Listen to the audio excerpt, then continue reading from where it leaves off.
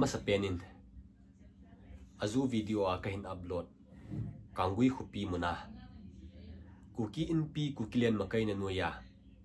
really azau ta chanu ta chapa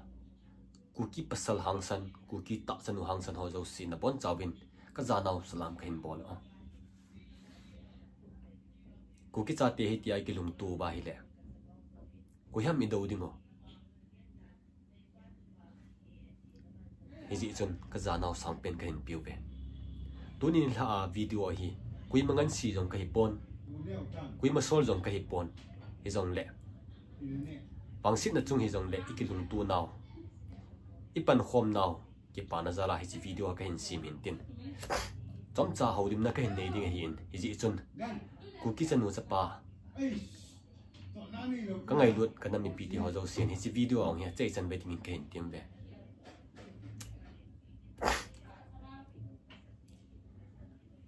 thu ka hin sei ding hi ka hin sei chop neng nu ding hi hi jong le angai dan in thip diu bin ka hin tim pin be ong zanin bangsit tein ziri bom bana ta chapa Kuki pasal hangsan mini Assam rifle hoin ei mat piuvin da chu om thoin ei o ipi atia hi le Assam rifle ho in imat theuwa alhang sunga lamkai ke heti ho an hu do zo lo ham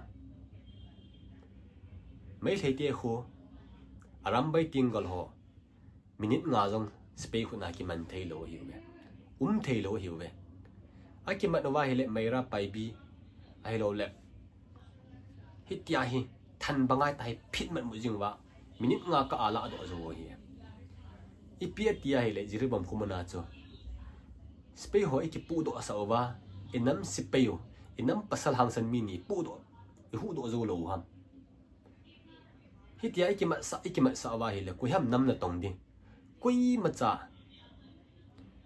athinu ma ki ompon kui macha space khuna gunin nu ma ki ompoi o mi zo si hi nam ngai lut na zal le mai heite in hitia e bolo pu na zala mi osi pan la hi in hitia hi I lo themai tai ki mat sa wa le azu phat le igam nga adingo le igam hu bit dingo kui macha ki mu zo lo dingo he nam lam kai hon jong patian na ngai vin la no ho ka sin mo naw nei poi kum khat walgal hin do taw ve tu ni chan ge ya kum khat wal Kuki len na hin ben bit ji ubin jong na chung ma ke pa thu ka hin sin kum khat wal ei le government spain na alon ji het lobo mai thei government in jong alon ji het lobo ai le ipibola tu ni ni khota chi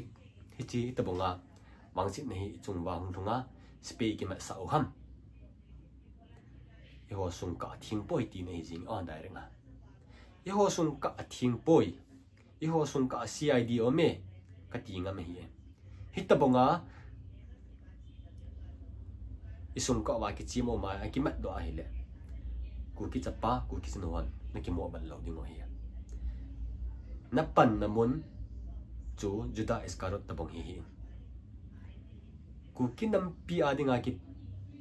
pang na hiya le Peter bangin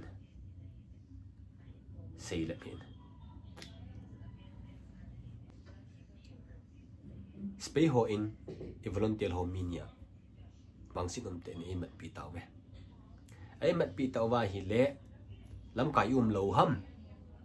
very big question zirbam hanga lamkai lo ham a hin manu e het zo pung ma khai ka a chu curfew koi thei lo ham kot lin langa information pi a ana ting win ki thei lo ham ipibola tip dial na hiu ham na ki thu pi ding wa mi na ko chu phat izat minute izat lunam tu lai khang hi social media khang hitan mobile a chu tet na tia hele scan khat ka lung the hi hitabong information chun piu win lang hele chun kotlin langang kiting thei na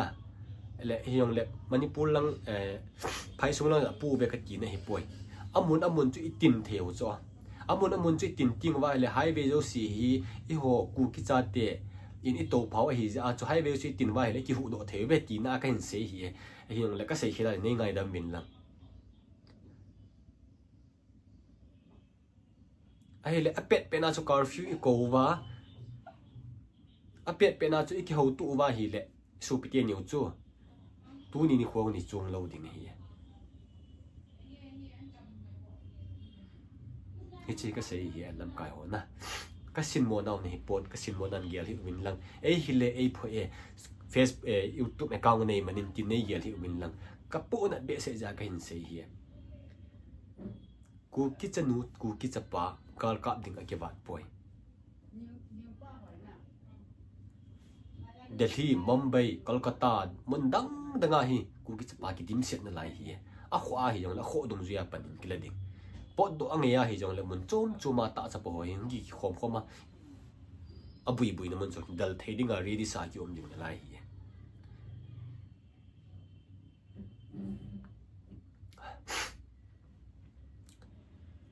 kampa ma hong mo ai mo po te kampa ma hon jong sum le pai kilo a don le kai apui mo dung zuya chu don le kai ai pan hin kila a sum le pai a pan phat om phat lep sum le pai hin ki thona hitia chu pan kila cha hi mi yo si im namun munai ki o ma hi hi ji chung kan nam pi ti ho nong se ten tu nung tu ban wang ibol hil na pau cho chi nan ne yotin tu nung tu ban mi yong ki ma sa po tin